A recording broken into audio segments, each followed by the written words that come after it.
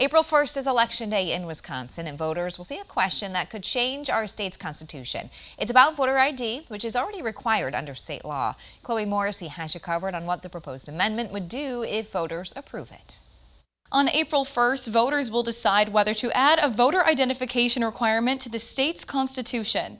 A 2011 state law already requires voters to present a form of ID, like a Wisconsin driver's license, military ID card, or a U.S. passport. The proposed amendment doesn't change that current law. The amendment makes it harder for a future legislature or court to walk back the existing requirement. There's already been a lot of debate over whether we should have voter ID laws to begin with.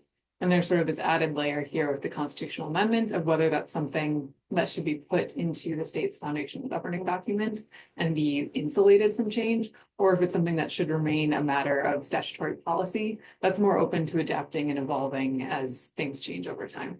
Voters will see this question on their ballot. Shall Section 1M of Article 3 of the Constitution be created to require that voters present valid photographic identification, verifying their identity in order to vote in any election, subject to exceptions which may be established by law? The results from a Marquette Law School poll conducted in late February shows 77% of registered Wisconsin voters support requiring a photo ID to vote.